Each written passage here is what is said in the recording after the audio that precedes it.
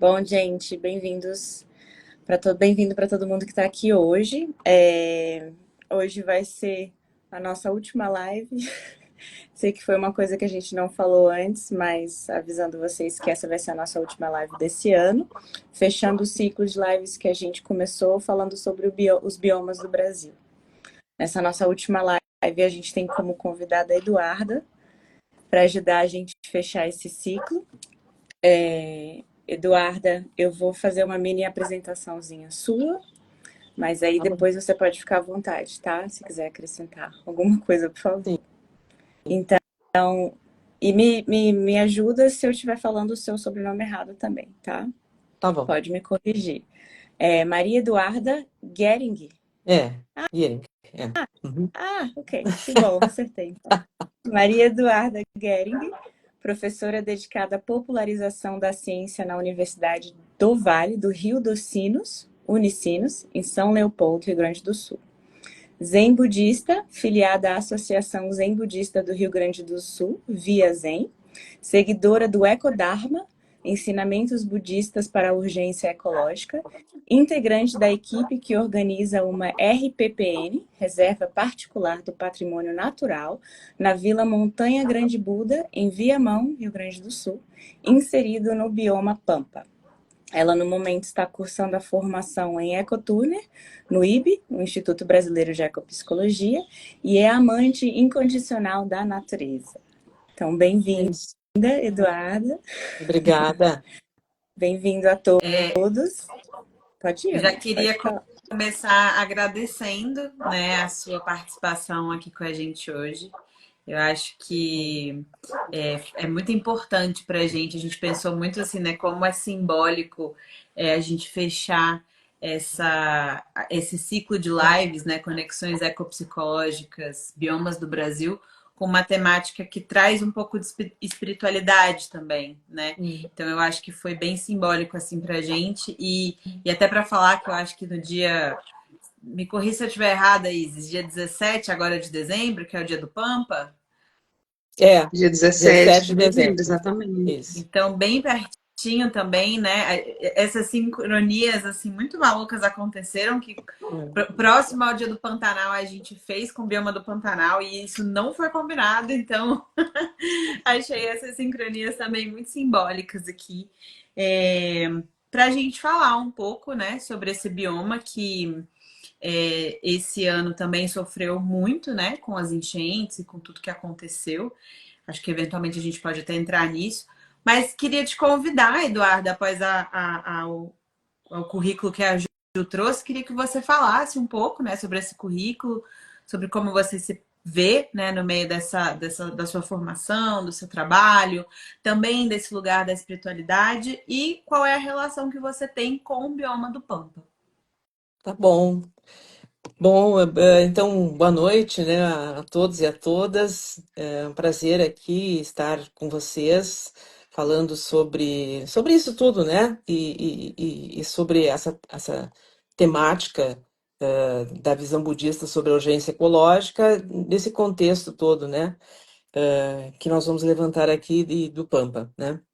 Bom, eu sou professora universitária, né? Já há alguns bons anos e tenho me dedicado, sou e era, porque eu estou terminando aqui, estou me aposentando, né? Do programa de pós-graduação em Linguística Aplicada, né? E desde 2007, mais ou menos, eu me dedico a estudar a divulgação de ciência, né? Motivada por umas pesquisas que houve lá nos Estados Unidos e aqui também, de percepção pública da ciência, que mostrava que muitos desses entrevistados, eles não tinham dificuldade de compreender a linguagem da ciência, os processos, né, científicos. E aí eu me interessei sobre isso como um problema e me dediquei a isso, né, a esse estudo.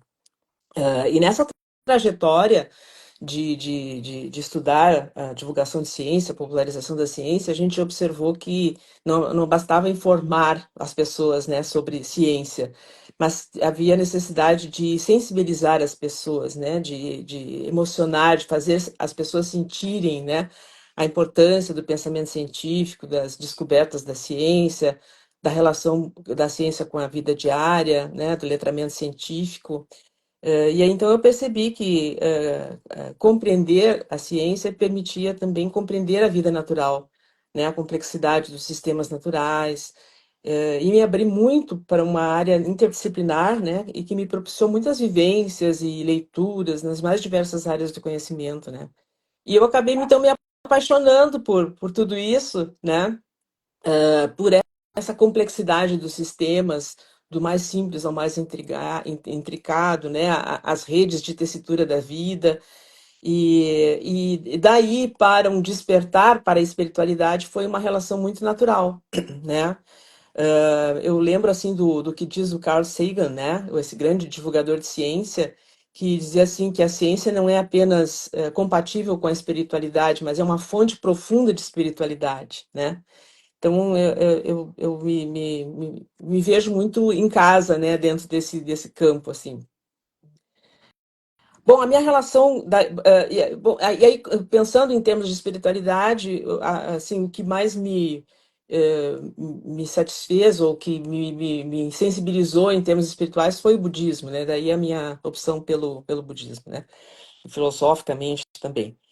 E a minha relação com o bioma, né? Tu perguntaste. Bom, assim, eu nasci numa região, nasci e moro na região metropolitana aqui, no Hamburgo, São Leopoldo, que é Mata Atlântica, mas completamente degradada.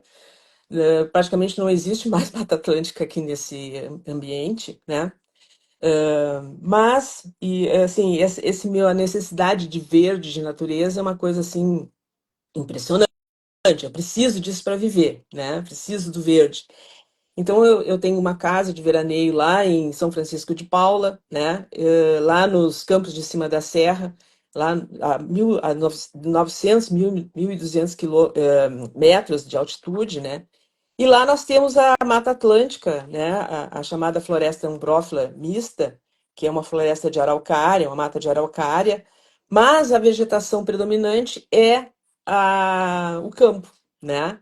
Então, nós temos lá no aparato da serra as gramíneas, os juncos, né? A presença de capões de araucária e é pampa também, né? Tá?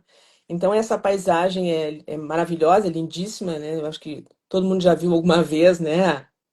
Um pouco do Itambezinho, daquela coisa toda ali que nós temos maravilhosa, né? E embora a gente pense que o Pampa seja essa região da campanha gaúcha, né, lá na divisa com Uruguai e Argentina, que pertence também ao Pampa, né, esses campos de cima da serra são Pampa também, né? E o Pampa vem de uma palavra, é uma palavra, né, deriva de um vocábulo indígena, um Quechua, né, que significa planície, né? E o Pampa, então, ele vai corresponder a 69% do território do Rio Grande do Sul, mas apenas 2,3% do território brasileiro, né? Então, esses campos nativos, as matas ciliares, as matas de encosta, são muito próprias daqui, né? Dessa nossa região. Eu sinto que uma Lá, coisa que você, só fazendo um adendo na sua fala, assim, uma coisa que a gente percebeu muito na fala das pessoas que vieram aqui, né? É sempre esses espaços também de transição, né?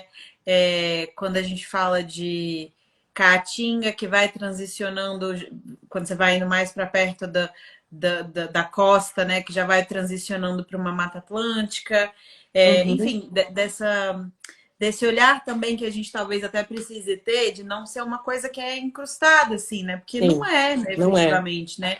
Não é assim, exato. daqui para cá é Pampa e dali para cá. Então, essa coisa também que vai se permeando, né? Que Mesclando, é o. né? Isso. Isso. Uhum. É. E lá na Serra, a minha relação com o Pampa era de trilheira, né?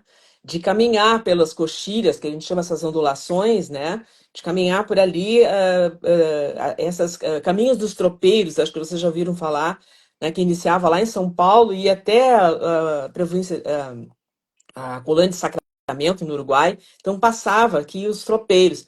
E a gente agora faz, até convido quem quiser fazer no sul, o caminho dos tropeiros, é bem legal, assim, a gente caminha pelo Pampa, às vezes com a lua cheia, é maravilhoso. Então, essa era a minha relação com esse Pampa, né? Tão degradado, né? Que perdeu 3 milhões de hectares, né? 30% foi perdido em 4 décadas, é muita coisa, né? Então, lá em cima, nos campos de cima da serra, a gente vê hoje, assim, só, não soja, mas silvicultura, né? Pinos, eucalipto, essas coisas todas, plantação de batata, né? E eu acho, chama a atenção para o Pampa, assim, a partir de um pesquisador da URGS que diz que a maior biodiversidade de plantas por metro quadrado é a do Pampa, por mais incrível que possa parecer, entre todos esses ecossistemas brasileiros. Então a gente olha para aquela monte de grama e pensa, ah, é só grama, né? E por isso ele é bastante negligenciado, assim, né? E ele é mais degradado que a Amazônia e o Cerrado. Então bem preocupante isso, né? Tá? Agora, o meu contato, então, mais profundo agora com o Pampa, além de trilheira, né, lá em cima, foi quando, a partir de 2007, mais ou menos, eu me tornei zen budista, né, e ligada à Associação Brasileira, à Associação Zen Budista do Rio Grande do Sul, que tem uma sede em Porto Alegre, mas tem uma sede rural em Viamão, que é uma cidade próxima dali de Porto Alegre, cerca de 30 quilômetros, né, de Porto Alegre, e lá nós temos então a chamada Montanha Grande Buda, que é um centro de prática, e uma ecovila, né? Então são 5 hectares de prática ali, com edificações, e nós adquirimos agora mais ou menos 35 hectares de campo, de mato e campo, né? Tá. Então, em Viamão, nós temos de novo essa transição entre o Pampa e a Mata Atlântica, né? E que é muito diferente, é muito legal, assim, é um lugar muito único, assim, né? Porque nós temos essa vegetação de Mata Atlântica que vai crescer assim num solo arenoso, chamado Coxilha das Lombas, que é formado de paleodunas, né, que são remanescentes dessas idas e vindas do mar, né, nos ciclos climáticos. Então é muito diferente, né? Como eu estava comentando com vocês um outro dia, com a Ana, a gente está caminhando na floresta, no mato, e o chão é areia, né? É uma coisa assim muito bacana, né? Então, é uma região muito rica em paisagem, em biodiversidade, e é esse, então, o local que eu tenho tido maior convivência com o Pampa, até para a necessidade de conhecer esse local melhor, né? Tá? Então, tem sido, assim, surpresa a cada caminhada lá. Eu Sim, posso imagino. já. Oi, Claro. perdão. Eu ia só fazer uma pergunta de curiosidade. Você que está fazendo também a formação de ecotuner, você já guiou ou já recebeu um banho de Sim, floresta sim. ali? Não, Sim? justamente é o local que já fiz, né, já dei banho de floresta ali, não, nunca fiz eu como, né, quer dizer, eu faço alto banho de floresta, mas, assim, para outra pessoa foi lá, né, e justamente a gente está preparando aquela zona ali para banhos de floresta, entre outras, muitas outras coisas, banho de floresta, né, com as trilhas, preparando as trilhas e tornando seguras as trilhas, para fazer o banho de floresta lá também, Que né? legal. E é lindo, Nossa, que legal. é muito lindo. Imagino. Pronto, parei de Cada bioma interromper. que passa aqui, a gente fica com vontade de fazer uma visitinha para vocês. Não, e tem muito bicho, né? O dia que eu fiz a banho de floresta, eu fiz o banho de floresta e junto estavam os bugios gritando lá, né? Então era um banho de floresta com bugio junto, com aves, e foi muito diferente, muito legal, assim, muito bonito. Um pouco assustador às vezes. Sim, também imagino. Queria entender um pouco assim, né? E para você trazer assim, né, dessa relação com a sua espiritualidade, achei muito simbólico o que você disse, né? Dessa fluidez entre a espiritualidade e a ciência, que eu acho que é uma coisa que, né, talvez a gente até precisasse mais, né? Achei bastante simbólico, inclusive, você ser uma pessoa que vem dessa parte acadêmica, científica, e que traz essa fluidez, né? com relação a esse espaço de outros saberes e saberes também que tem a ver com esses espaços mais espiritualísticos, né? E aí, Uhum. nesse sentido, eu acho que talvez seja importante, como a nossa live vai trazer uma visão do budismo, que você trouxesse em linhas gerais, assim, né? Não precisa ser nada muito aprofundado, Sim. porque pode ser que tenha pessoas que não conheçam nada sobre o budismo. Então, explicar um pouquinho sobre o budismo, sobre o Zen, né? Tá. Que é um tipo de budismo. E aí, talvez já até entrar um pouco no que é o Dharma, para daí, então, a gente entender, né, o O que Ekodama. é esse Eco-Dharma, Sim. que eu achei fenomenal, assim. Acho que todo mundo precisa É, entender isso um pouco. isso, e tem tudo a ver conosco, né? Com a Eco-Tuner. Bom, assim, nessa busca de outras formas de espiritualidade, né, eu acabei encontrando o budismo, né? Assim, sem que não busca culpar a culpa das pessoas de pecados, nada disso, não tem coisa nenhuma disso, né? E a opção é sempre libertar-se por conta própria, né? E seguindo, sim, conhecimentos, ensinamentos, melhor, desse príncipe indiano, acho que todo mundo já ouviu falar, né? No Siddhartha Gautama, que vem a ser conhecido como o Buda histórico, chama Shakyamuni Buda, né? O desperto, né? Então, o seu grande ensinamento aqui é justamente dizer para todos nós, né, que todos nós podemos despertar, né? Isso assim, há 2.500 anos atrás, né, quando o Buda, quase 2.600 anos atrás, né? E eu acho que tem uma passagem, uma narrativa que implica o que traz essa ideia do Buda e dessa relação com a ecologia, que é assim, ele sentado, né, fazendo zazen, que é a meditação sentada, né, embaixo dessa árvore bode, que é uma espécie de figueira, que a gente tem muito lá no Via Zen, né? Ele meditou 7 dias e 7 noites, e no oitavo dia, pela manhã, ao despertar, ele viu a estrela da manhã, né? E proclamou o seguinte, que eu acho assim lindíssima, né? Ele disse assim: eu e a grande terra e todos os seres nos tornamos o caminho, né? Então, já mostra essa dimensão cósmica da questão, né? E ele daí ensina as 4 grandes verdades que ele chama, né, de verdades, que a vida é sofrimento, nós temos muito sofrimento, a gente passa por muito sofrimento na vida, né? A dor, esse sofrimento, ele nasce do desejo, e se a gente ataca o desejo, né, suprime o desejo, nós podemos suprimir o sofrimento, né? E para fazer isso, nós temos que ter algumas atitudes, né? Há várias atitudes que ele cita. Eu vou, por exemplo, entender como as coisas realmente são, né? Sem ilusões, sem delusões, né? Não causar o mal por exemplo, não destruir a vida, né? Coisas dessa ordem, ter um modo de vida equilibrado, uma concentração correta em termos de estabilidade e foco mental, seriam algumas dessas ensinamentos aqui importantes. Eu acho que também uma coisa que tem a ver conosco é também a ideia de impermanência, né? Então, que essa minha ligação com todas as coisas do mundo são temporárias, né? Então, para eu reduzir o sofrimento, eu posso, se eu percebo que as coisas têm uma natural impermanência, eu sofro menos, né?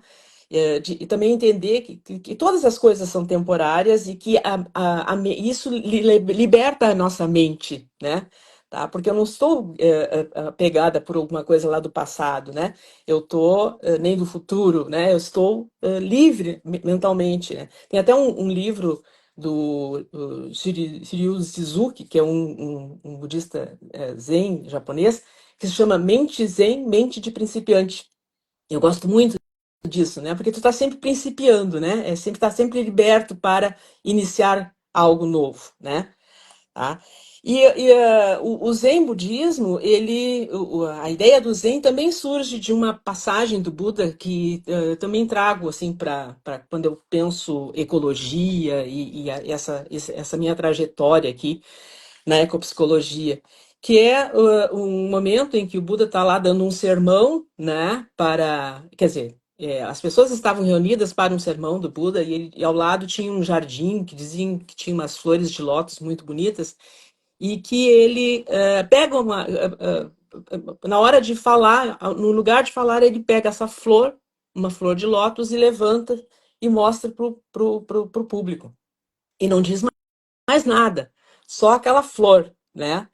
Aí as pessoas ficam, mas meu Deus, o que que é? Não fala nada, só mostra a flor. E um dos assistentes dele sorri, né? E esse sorriso significa que ele entendeu o que que o Buda queria dizer, né? Que esse seria o Dharma verdadeiro, né? Aquele que é transmitido além das palavras. É uma sabedoria que não está só nas palavras, né? O conhecimento e as experiências são tão profundos, tão distintos, né, que eles não podem ser descritos com palavras. Era isso que o Buda, talvez, né, pensa assim, que seria isso. Então, ir além das palavras, né? Quando a gente entra num banho de floresta, a gente sabe muito bem o que que é isso, né? Tá? Então, o Dharma são esses ensinamentos budistas, né? Que fala sobre a teia da realidade, né, os fenômenos naturais, da personalidade dos indivíduos, e nessa interdependência permanente, né? Então, acho que esse outro é um elemento que também tem a ver conosco, que é a interdependência de todas as coisas, né? Tá? É, e o Zen tem a ver com isso, né? Porque para o Zen, que na verdade surgiu lá na China e veio para o Japão, por meio de um mestre, né, que o nosso mestre é o Eihen Dogen Daishonin, lá em 1200, em Kyoto, ele dizia o seguinte, eu acho legal também, ele diz assim, estudar o caminho é estudar a si próprio, estudar a si próprio é esquecer-se de si próprio, e esquecer-se de si próprio é tornar-se iluminado por todas as coisas do universo, né? Então, também tem isso, ou seja, de parar da gente tentar limitar intelectualmente algo que é vasto e sem limites, né? Ir muito além de uma mente racional que para essa realidade última, né, cósmica, vai muito além do racional, né, daquilo que o racional é capaz de absorver. Então, e como agir diante disso? Para o Zen sentar-se em zazen, sentar-se em meditação profunda e respirar, né? Esse respirar apreciar completamente a vida, né? Então, eu exalo, né, lentamente, eu respiro, inspiro, né, e não me apego a nada, nenhum pensamento, nada, deixo tudo fluir, né? Então, e quando a gente faz isso com consciência e regularmente, essa é a chamada prática de transformadora do Zen, né? De sentar-se e meditar e respirar no aqui e no agora, né? Então, acho que é isso, assim, essa prática silenciosa, né? A partir do Buda, né? Dos ensinamentos de Buda e da Sangha, sentar sempre em comunidade, né? Então, acho que basicamente é isso em termos do budismo e Zen, né? Tá? Não sei se disse o que permite compreender o Zen, né? Assim, para mim, sim, mas eu também sou simpatizante, né? Então, quero ver das meninas se ficou claro aí, se para quem chegou agora, por exemplo, no budismo, assim, se dá para compreender em linhas gerais, acredito que sim, né? Sim, eu queria até fazer um comentário que quando você falou, né, desses primeiros ensinamentos, para mim tocou de uma forma muito profunda, né, de entender como as coisas realmente são, Sim. né, quando a gente para realmente entender a frase, entender esse ensinamento, né, eu senti de uma forma muito profunda. E tem E aquela a imagem do impermanência Buda, né, que ele está assim com também. uma mão para cima e uma tocando na terra, né? Esse tocar na terra eu acho espetacular, né? Mostra bem esse princípio, né? E quando a gente senta em Zazen, a gente senta no mudra cósmico, né? Esse que é o cosmos, estamos juntos, né? Tá, essa é a ideia, né? Acho muito bonito isso, né? E ao mesmo tempo que parece ser algo simples, né? É tão E profundo, né? difícil. Me deu essa sensação de que é simples, mas não é fácil. Não é fácil, né?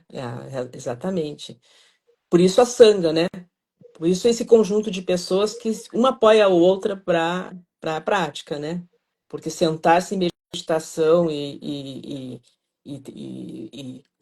entrar em contato, né, com essa vacuidade, com esse não com todo, na verdade entrar em contato com tudo, né, da interdependência de tudo, não é fácil, mas é lindo, né? É muito É lindo. lindo.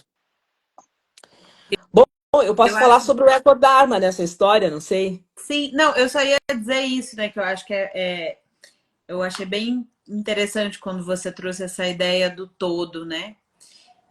De trazer esse espaço da singularidade que vem e se transforma nesse todo. E esse todo que não a gente não está falando só sobre outros humanos, né? A gente está falando de tudo mesmo, do cosmo como um todo, né?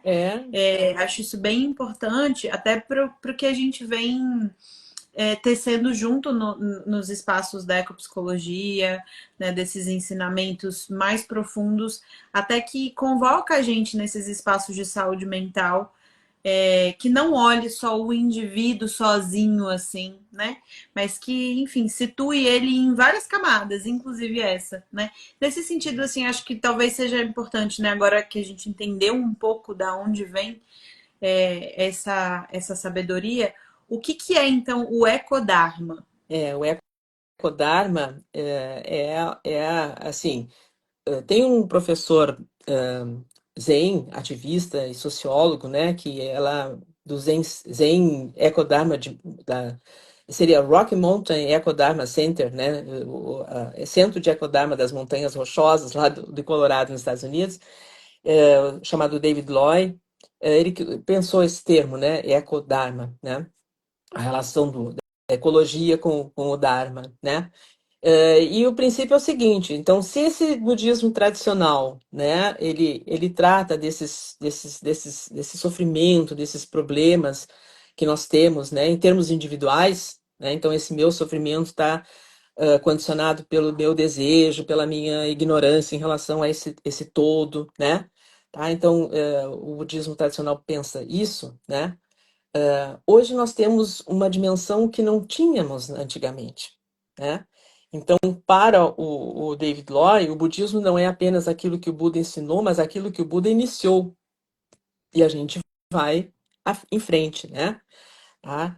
Então, hoje, os desafios ambientais e sociais, eles vão muito além do sofrimento individual, né? Então, essa começa por aí, né?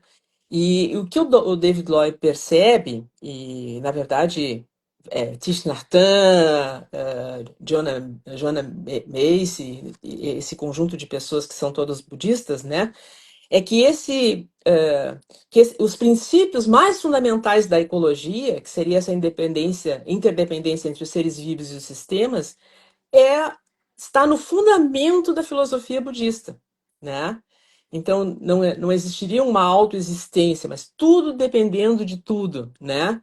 Que é um dos princípios que o Thich Nhat Hanh desenvolve nos seus livros muito lindo, de forma muito linda, né? Então, esses desafios que nós nos confrontamos hoje, essa urgência ecológica, né? É para ele espiritual, né? Porque nós nos vemos assim no âmago, a gente tem que se relacionar, né, com a nossa compreensão do mundo, do nosso papel, do nosso lugar nesse mundo, né? Então o Ecodharma, ele vai fazer essa relação entre o Dharma e a ecologia e pensar que nós precisamos acordar, né, e entender que nós não estamos separados uns dos outros e nem do planeta, né? E que essas diversas maneiras de nós vivermos juntos e nos relacionarmos com o planeta Terra, eles precisam ser reconstruídos, né? Tá? Então, me lembrei assim um pouco como o Thich Nhat Hanh fala, né? Ou falava, de que nós precisamos de uma iluminação coletiva. Ele até falava de uma sanga coletiva. Quem sabe o próximo Buda é uma sanga coletiva que salva o planeta e a si mesmo, né? E só assim nós podemos deter o curso da destruição, né, que a gente está vivendo. Então, essa ideia de que precisamos evoluir espiritualmente para sobreviver fisicamente, né, é essa concepção. Então, o Ecodharma ele vai se preocupar com isso, né? E para o David Lloyd, então nós temos três componentes aí dentro do Ecodharma, que é uma prática do mundo natural, né? Praticar o mundo natural, explorar então essas implicações ecológicas do sistema dos ensinamentos budistas e ter um ativismo ecológico, né? Incorporar esses conhecimentos a um ativismo ecológico necessário. E aí eu me lembro do Arthur falando na semana passada sobre a militância sensível, né? Que eu acho que é por aí, não é ficar batendo em ninguém, mas é essa militância sensível, né? E aí ele lembra que o Buda sempre viveu na natureza, né? O Buda meditava na natureza. Quando o Buda saiu de casa, ele foi viver nas florestas, ele meditou na natureza, ele despertou sob uma árvore perto de um rio. Então, o Buda estava ali, né, o tempo todo, né? Então, esse nós desacelerarmos, né, e redescobrirmos essa conexão primordial que nós temos com a natureza, e perceber que as coisas do mundo não são uma coleção de coisas separadas, mas todos em confluência, né, e nós humanos junto com isso tudo, né? Então, nós vamos podemos mudar o mundo, né? E aí entra a Joanna Macy, né? Que vai falar que nós, ao trabalharmos a cura da terra, nós também nos curamos, né? Então é nesse sentido, né? Que eu acho lindíssimo, né? Então, o Eco-Turner é isso, né? O Eco-Dharma é isso, essa relação entre os ensinamentos budistas e o que a ecologia propõe, né? Em termos de princípios, né?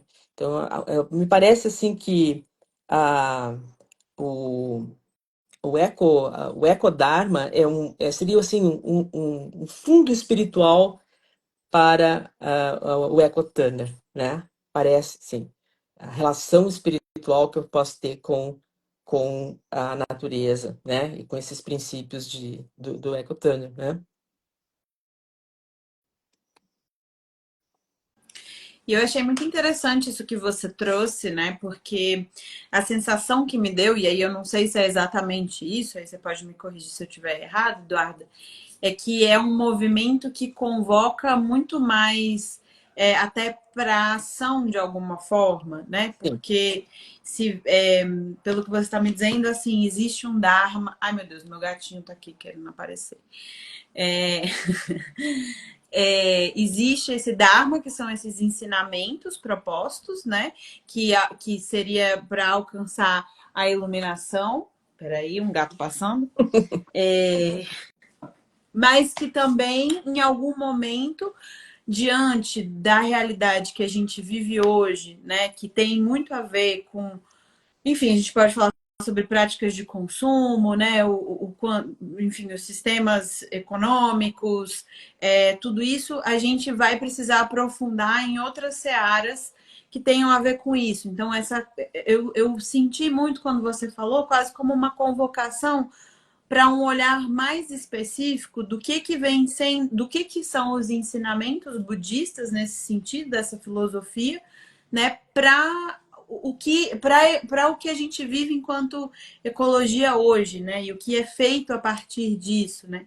Eu achei bem interessante isso que você falou, assim, quase que uma proposta de uma iluminação coletiva, de um despertar coletivo, né?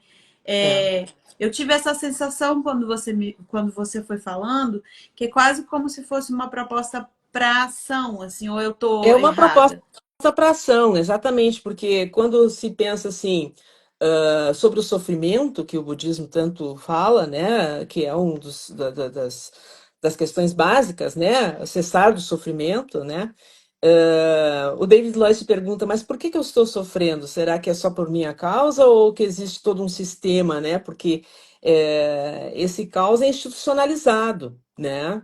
Tá? Então, esse é um lado sociólogo, né, ativista do próprio David Lloyd, que é de pensar, não, a gente tem que questionar, né? Não adianta ficar sentado ali e a coisa, né, comendo ali fora, em termos que levam um caos, né, ecológico, né, enfim, climático. Então, ele propõe isso, né? Então, é o voltar-se para a natureza, né, praticar a natureza, né, mas também estar com o olhar atento para as questões sociais, de diferenças sociais. É um budismo engajado, que a gente chama por aí, né? Tem gente que não gosta disso, né? Eu devo dizer isso, né? Nem todo mundo concorda com isso, mesmo dentro do budismo, né? Mas eu concordo, eu acho que é isso, né? Esse budismo me fala profundamente, né? Tá? Então, é o exercício da espiritualidade, mas num exercício da espiritualidade consciente do que está acontecendo, né? E não, assim, não olhar, né? Não ter um olhar para essas questões de injustiça social, enfim, né?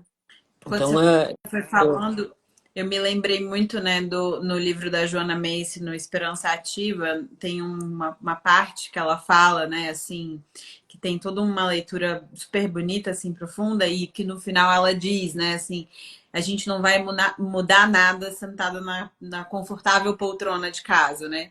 E que é isso, né? Assim, tem esse chamado, essa convocação mesmo para o ativismo, ou enfim, para mudanças sim, e para esse processo de autorresponsabilização também, né? Assim, sim, individual e coletiva de alguma coletivo. forma, né? Porque é um sofrimento coletivo, né? Então, nós temos que agir coletivamente, né? Enquanto cidadãos, enquanto budistas também, né? Tá? E eu acho interessante que o primeiro passo para isso é estar na natureza, né? Não, porque não é sentado lá fora, né? Como diz lá, sentado na sua cadeira ou não estar na natureza, vivendo a natureza, né? Que eu vou me sensibilizar para isso, né? Tão profundamente como o necessário, né? Atualmente, né? Então, é uma convocação nesse sentido também, né? Por isso a ideia de que Buda vivia na natureza, né? Então, por que que nós também não vamos fazer isso, né? Eu, por exemplo, adoro meditar na natureza, né? Na Montanha do Grande Buda, nós temos, amigos fizeram isso, um círculo, né, em cima, assim, que a gente enxerga o pôr do sol e o nascer do sol e o pôr do sol, que chama assim o Círculo do Vazio, né? Então ele é uma roda assim, e a gente pode sentar todos ali em estado de meditação, em zazen, e vendo o sol nascer bem cedo ou o sol se pôr, né? Então no verão, e Viamão é um lugar assim que ou é muito gelado, que tu fica pedra de gelo, ou é muito quente, né? Então, quando no inverno não fica difícil, a gente acende fogueiras lá, mas é difícil. Mas no verão a gente opta por isso, né? Por fazer meditações ali. Eu devo dizer que no Brasil nós temos a Monja Choren, né? Que é de Campinas e que estuda muito e é uma das pessoas que chama Sangra de Mãos Vazias em Campinas, e ela assim, que faz com que o Ecodharma aconteça, né? Inclusive, nós tivemos um retiro de Ecodharma, e ela foi a orientadora lá no Via Zen, né? Na montanha. Foi muito bonito, na verdade, foi assim com o TQR junto, assim, foi maravilhoso, maravilhoso. E agora, em 2025, a gente quer fazer novamente, né, esse encontro de Ecodharma lá, né? Acho que vai ser bem, bem legal. A gente não tem a data exatamente ainda, mas vamos fazer, né? Bem legal. Avisa a gente que a gente ajuda a divulgar também, e talvez até ir, Bom, né, meninas? Eu legal. pensei que você ia falar Seria isso. muito. Avisa a gente que a gente A gente É, sempre quer ir ah, para todos os lugares. A gente está fazendo vários sim, amigos, várias conexões em vários sim, lugares. É. Mas Eu acho que o EcoDarma cada é live. trilegal e tem muito, mas assim, relação, para mim, direta com o Ecotan, né? Direto. Sim. Às vezes Eu acho que a até. cada live a gente sentiu uma sensação de encantamento tão grande e ao mesmo tempo dessa necessidade mesmo da coletividade, da interdependência, né, da gente tá se reunindo de alguma forma, né, tá pensando juntos, né, em alguma forma de estar mostrando aquilo que a gente acredita, né? Eu acho muito importante, né, frisar o tema da live, né? Eu acho muito legal, Eduarda, você trazer essa visão do que você acredita, né? Sim. Tanto da ecopsicologia, do budismo, do ecodharma. E eu acho E que essa ideia de criar uma RPPN naquele local é uma forma de ativismo, Sim, né? Porque a RPPN ela se torna uma reserva, né, ecológica para sempre, né? sim. Ela é Inclusive, perpétua. se você já quiser entrar nessa pergunta, nessa seara, de explicar um pouquinho o que que é uma RPPN, como que isso se dá, como é que está sendo esse processo lá, enfim. Sim, então dentro dessa noção de ativismo ecológico, né, nesse tempo de ecocrise que a gente chama, né, eh, eh, nós pensamos a partir desses 35 hectares que foram adquiridos, porque os 5 hectares iniciais foram doados, né, para um monge japonês que vivia aqui, que criou, não, mas que estava lá junto ao Via Zen. E a reserva está sendo pensada para esses 35 hectares lá da Ecovila, né? Não os 35 hectares, mas em torno de mais ou menos uns 22 hectares, né? Porque a região ali de Viamão é uma região assim de muitos. Ela é bela, ela é maravilhosa, né? Mas também é muito ameaçada, né? Porque está próximo de Porto Alegre, próximo das regiões muito habitadas, né? Então há muitos conflitos ambientais ali dentro, né? Ali naquela região especulação imobiliária, silvicultura, desmatamento, extração de pedras ali, porque o mar entrou, enfim, tem toda uma sedimentação, então tem muitas pedreiras. O nosso ambiente era uma pedreira antigamente, né, parte de uma pedreira, extração de areia. Tem a ideia também de um aterro sanitário, que vai se implementado, né, contamina nascentes, e é, ali vivem comunidades indígenas, quilombolas. É uma loucura de uma diversidade social, biológica, ecológica, geológica. É espetacular aquele lugar ali, né? Tá? E agora, em contrapartida, é um forte movimento de resistência, né, por parte da própria comunidade. E eu acho que nós entramos nesse grupo, né, de resistência criando, então, pensando na criação, né? Na verdade, nós estamos planejando, né, ainda a criação dessa RPPN, né? Essa Ecovila, assim, é uma unidade de conservação, né, de uso sustentável, que está prevista no Sistema Nacional de Unidade de Conservação, né, para ICMBio, e ele é criado pelo proprietário. Então, o proprietário voluntariamente cria a RPPN, designa, né, uma área que ele vai reservar para preservação permanente e perpétua, né, no sentido, perpétua na matrícula do imóvel. Então, nunca lá poderá ser revertido em outra coisa. E isso é o que nos agrada muito, né? Quer dizer, a gente sabe que ali nós temos uma garantia de um lugar que será preservado, né?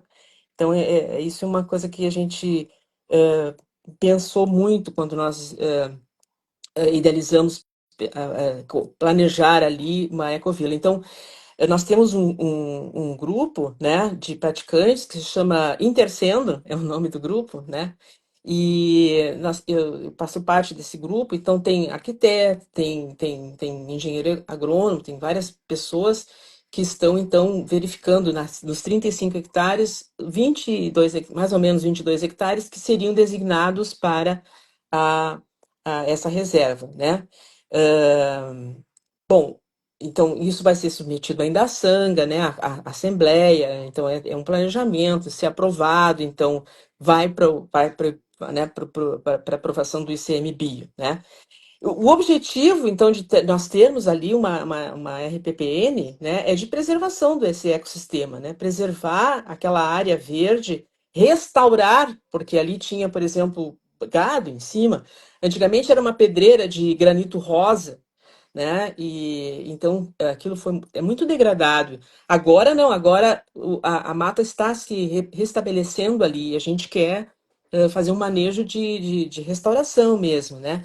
Então essa área de RPPN ela pode, né, ser para a proteção dos recursos hídricos, porque na medida em que a mata começa a nascer ali, a gente vê o surgimento de olhos d'água, né, de nascentes. Então, é uma região bastante úmida que é própria daquela região, né? Então, essa proteção desses recursos hídricos, né? De manutenção desse equilíbrio que tem que haver ali, né? Para a educação ambiental, né? Para os nossos banhos de floresta, né? Para a meditação no, na mata, né? Para a preservação da beleza cênica daquele lugar. Então, tem várias razões para nós criarmos ali uma RPPN, né? Tá? E eu acho que é importante também, ali, como é uma região de muita água, né? Por exemplo, a Viamão tem 150 quilômetros de margem de lagoa, de a Lagoa dos Patos, o Rio Guaíba, né? Então é uma região muito, porque ali é assim, ó, a cada 100 mil anos o mar vai para fora e o mar volta, né? Então é uma região que eu estava agora ouvindo de novo essa professora Maria Luísa, que é da URGS, que fez um documentário sobre Viamão, e ela fala sobre isso, né? Nós estamos nesse quarto período interglacial, estamos em processo ali ainda, né? Tá? Então, não dá para, né, pensar Viamão sem pensar nisso, que vai e volta, o mar vai e o mar volta, né? Esses ciclos climáticos, né? Então, ter essa área ali, né, de amortecimento, né, chove, a água se embranha, se integra no solo e não vai correndo lá para os rios, né, para as lagoas, né, enfim. Então, eu acho que é uma forma de nós atuarmos aí, gerando, restabelecendo um equilíbrio que foi degradado, que foi, né, que não que tem graves problemas, né? Mas nós não somos os únicos. Há mais gente que já fez, inclusive, RPPN naquela região. E a ideia é criar um corredor, né, de verde que vai dar lá num banhado espetacular, com coisas maravilhosas, né, com uma vida de flora e fauna espetacular, né? Então, essa é a nossa ideia ao criar a RPPN, né? Nesse sentido, né, assim, me ocorreu quando você falava, Eduardo, até o que a gente, assim, brasileiros, mas vocês principalmente aí no Rio Grande do Sul, né, viveram nesse ano com as enchentes, que, né, foi, enfim, uma catástrofe completa, assim, né? E aí, até você trazendo sobre essa questão, né, desse ciclo das águas, que está muito presente aí, parece, né, pelo você está falando que é uma coisa que está presente e que nitidamente o desmatamento e a depredação contínua do território, né, do bioma em si, né, potencializa de alguma forma, né, esse potencial destruidor, né, da água. Queria, assim, que se você se sentir à vontade também para falar um pouco, né, o que foi isso, assim, para vocês que vivenciaram isso, assim, e como é que tá hoje, como é que foi lidar com tudo isso, como é que está sendo hoje, até hoje, lidar com tudo isso, né?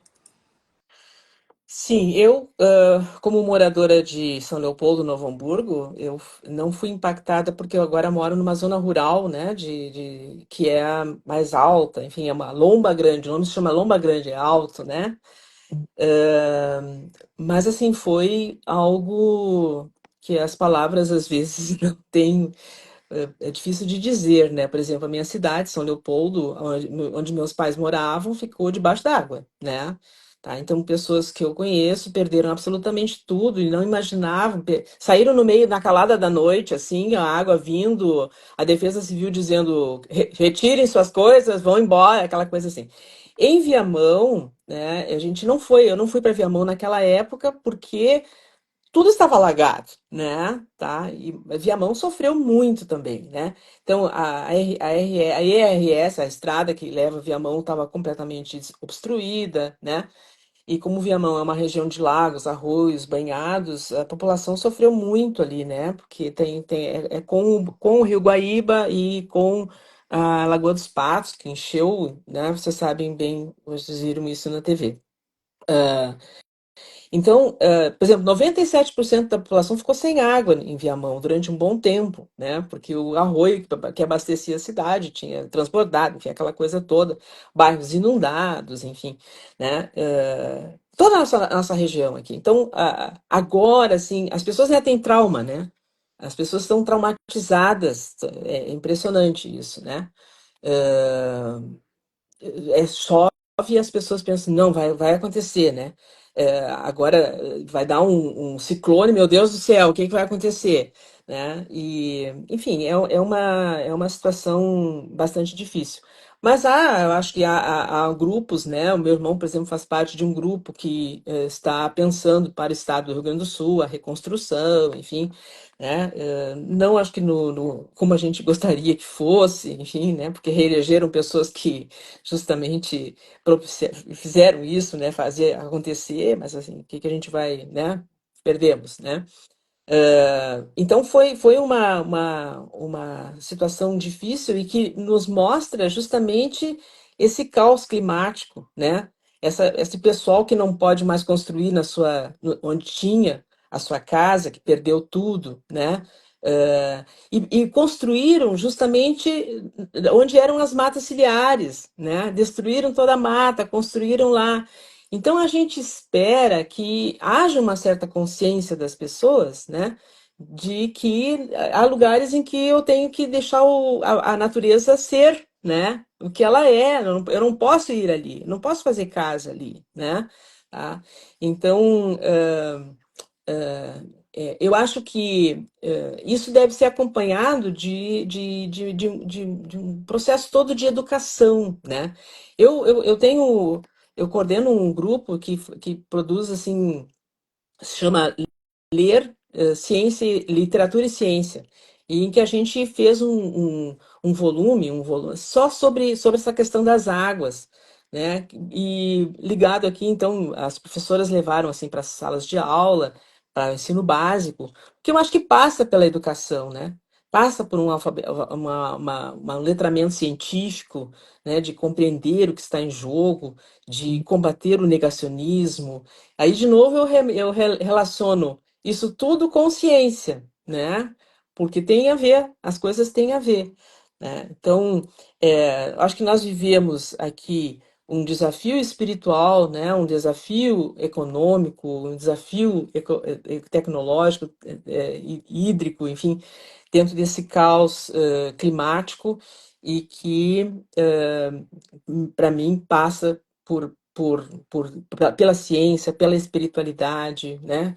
E eu acho que a ecopsicologia tem, assim, uma relação direta com tudo isso, né? Porque passa pelo sensível. Que não adianta tu dizer assim para as pessoas, é como aquela coisa do informar, eu informo para vocês isso, mas isso não me toca, né? E eu acho que então a ecopsicologia, o ecotuner, ele tem essa habilidade, deve ter, né? Ou pelo menos a gente pensa, né? Para orientar, né? As pessoas sobre o que é essa natureza, relacionar essa pessoa, né? Trazer essa pessoa para dentro das matas, para os rios, né? O que é o Rio dos Sinos, o nosso grande Rio dos Sinos, totalmente sujo, né? Há uns anos atrás morreram mais de 1 milhão de 1.000 toneladas de peixes, enfim, a ecologia passa por tudo isso, né? É uma questão de educação, uma questão espiritual, né? E que a gente tem que atacar. Por isso que eu vejo essa relação muito grande entre o Ecodharma, né? Esse fundo espiritual que nos faz perceber quem somos no mundo, na relação com o cosmos, e a educação, né? E essa orientação, né? Afinal, o ecotoner ele conduz, né, pessoas, grupos para práticas de autoconhecimento, na reconexão com a natureza. E é isso que a gente precisa nesse momento, né? Aqui no Rio Grande do Sul, mais do que nunca, né? Tá? Meninas, querem comentar? Não sei se Isis vai falar alguma coisa. Não, eu só ia pedir para Eduardo ou para alguém da gente, né, tentar explicar o que é ecotuner para quem não conhece. Porque a gente está falando muito termo, mas eu imagino que tem gente que não, que está ouvindo pela primeira vez, né? Pois é, né? Bom, para mim, assim, o ecotuner então é esse profissional habilitado, né, por meio da ecopsicologia, né, trazendo os ensinamentos da ecopsicologia para conduzir grupos, né, para práticas que eu chamo de autoconhecimento, né, da integração com a natureza, né, de perceber, né, de conscientização desse desafio que nós temos, né, diante das mudanças climáticas, e entre outros, né, enfim, e eu acho que o ecotoner é esse profissional, né, vejo como um profissional que vai fazer essa interligação, né, é um dos profissionais, né, tá? Mas, mas eu vejo, então, o ecotuner, eu como ecotuner, quando eu for, né, um ecotuner, assim, com esse fundo de ecodarma, né, de percepção de ecodarma. Eu acho que os nossos cursos todos passam por aí, né? Eu acho que o Marco sempre traz as questões religiosas, especialmente do budismo, que fazem parte dessa visão de mundo, né? Que a gente tem e que permite a gente evoluir, né? Então, eu não sei, isso é o que eu diria aqui, né? Dentro de um princípio do William Blake, né, que vai dizer que tudo que é vivo é sagrado, é mais ou menos, né, dentro dessa ideia, né? O E eu, ecotoner é o facilitador da reconexão com a natureza, né? Exatamente. E foi interessante você falar da Joanna Macy, que eu vejo que muitas pessoas que chegam, né, na ecopsicologia, chegam através da Joanna Macy, né, que primeiro teve contato com o trabalho dela, né, e ela, não sei qual exatamente linha que ela segue, mas ela é do Ela é budismo, budista né? tibetana, né? Ela não é zen, mas também ela está acima dessas divisões, assim, são divisões, são linhas, né, de formas diferentes de praticar o budismo, né?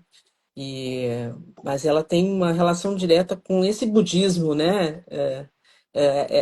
Aquela cena lá do Buda segurando a flor, né? Do Buda despertando, é isso aí, né? É essa relação.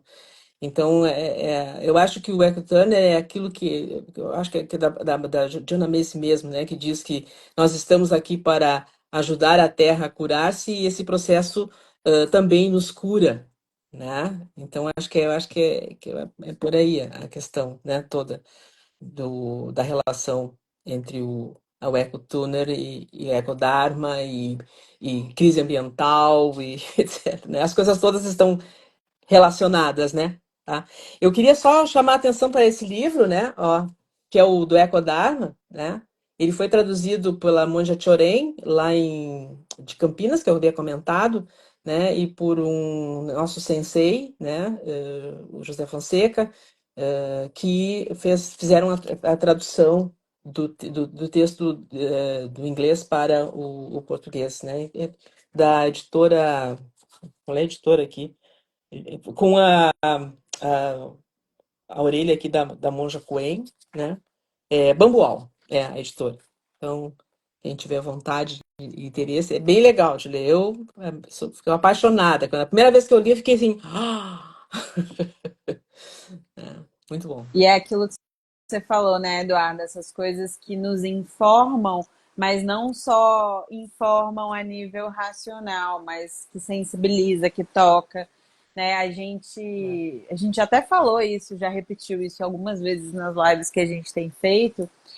A gente recebeu aqui em algum momento pessoas que trabalham com educação ambiental, né? Uhum. E muitas delas disseram muito sobre isso, assim, que não dá para pensar em uma educação ambiental só formal ou muito racional, ou essa educação ambiental que passa a informação, que a gente precisa ir além disso, né? Que a gente precisa de uma educação ambiental que fale de um lugar mais profundo, mais sensível, né? Que nos insira dentro desse processo, né? Nós, enquanto seres humanos, olhando os Uhum. outros seres vivos, né? Assim, com pé de igualdade e que possa trazer isso que você falou lá no início da live, né? Que é o seu trabalho já atualmente, de informar a partir da sensibilização, Isso. né? O quanto que parece que não dá para dissociar de alguma forma esses processos educativos desse processo do tornar-se pessoa, do tornar-se né, ser vivo, para ser mais abrangente, né? E Uhum. queria até comentar também, assim, já indo para o final, né? Porque se deixar a gente fica aqui de potoca para sempre, mas já meio que levando para o final, assim, achei bem importante que você trouxe, né, do que aconteceu no Rio Grande do Sul, desse impacto, né, muito pertinente, assim, que a gente teve esse ano. E até trazer isso, né? Assim, você vê agora, qualquer chuvinha que dá no contexto ali, as pessoas já ficam com medo, então já gera uma. E aí a gente já pode até usar uma eco-ansiedade, né? Isso. É, É esse um medo que sofrimento, né? O sofrimento, a ansiedade é um sofrimento, né? Entre os sim, tantos sofrimentos que a gente tem na nossa e que vida, está né? totalmente voltado para uma realidade que a gente agora também está experimentando. Esse ano a gente teve as enchentes Hum. no Rio Grande do Sul e depois a gente teve as queimadas ao longo do Queimada, isso, Brasil horrível. inteiro quase, né? Sim, Então a gente lidou literalmente com água e com fogo, né? isso. Assim, você vê que inclusive em opostos É, dentro de todos esses biomas que a gente conversou aqui hoje, né? Então é, você vê o quanto que a gente está literalmente lidando com extremos, né? é. A gente está literalmente nesses polos de vida, enfim. Hum. E, bom, já encaminhando para o final, assim, não sei se você quer fazer mais alguma fala, trazer mais alguma coisa antes da Não, gente finalizar. eu me lembrei da Kika, né? Da nossa querida Kika, da ideia do encantativismo, mais ou menos isso, não sei exatamente o termo, acho que é esse, que é o de trazer as pessoas para se encantar, né? Pela natureza, no sentido amplo da natureza, né? Que eu acho que o Pampa, o Cerrado, eu que fui para o Cerrado, eu sou absolutamente apaixonada pelo Cerrado, aí que coisa mais linda aquilo, né? A Mata Atlântica, enfim, todos os nossos biomas, né? São maravilhosos, né? Então, encantar-se com o pequeno, com o grande, com o cosmo, com o céu, com tudo, né? Então, acho que isso é absolutamente necessário, né? Para começar a nossa jornada de cura, né? Acho que é isso. E agradecer a vocês, né? Essa oportunidade aqui de falar. Obrigada a você por ter aceitado o convite e por fechar de maneira tão bonita, né, o nosso ciclo de lives, essa sincronicidade que aconteceu. Então, obrigada a você. Eu que agradeço. Obrigada. Eu queria só fazer uma última fala. Primeiro, te agradecendo, Eduardo, a sua disponibilidade, sua sabedoria aqui para trocar com a gente. E também dizer uma coisa que eu anotei aqui que me tocou muito que você disse hoje, que é praticar a natureza. Eu achei muito bonito a forma como você colocou. Praticar a natureza. Eu acho que é isso, né? A gente precisa praticar a natureza. Nossa, dos outros, do todo, e ir praticando essa natureza que é muito viva, muito permeada, Legal. muito interdependente. Muito Isso. obrigada, querida. Exatamente. Eu que agradeço. Né? Muito obrigada. Agradecer também, Eduarda, por trazer essa visão tão sensível e tão profunda. Legal. Obrigado. E ter Obrigado. aceitado o convite da live foi muito enriquecedora e Legal. encantadora Obrigado. também. Estão todas convidadas lá quando nós tivermos o Ecodharma, né? O retiro de Ecodharma, estão convidadas, né? Estaremos lá, Tá bom? com certeza. Menina, a gente já fez promessa para um tanto de gente, É um tanto de... verdade. Sim, eu vi tô na semana animadíssima. passada vocês fazendo promessa. A gente tem que montar um Várias calendário só conexões. com isso. Menina, O que que a gente vai fazer? Menina, a gente já prometeu para ir dançar carimbó lá no Pará. Então, Olha assim, só, o céu de é o norte a sul. limite. Praticar Legal. a natureza, né? Sim, com certeza. Seguir É, esse legal. ensinamento. Obrigada. Obrigada, gente. Então eu vou já fechar aqui a nossa live. Agradecer a todos. Se tiver alguém que queira. Não? Tamo bem? Então tá. Agradecer a todo mundo que esteve aqui com a gente com esse papo. Agradecer você de novo, Eduarda. Muito obrigada.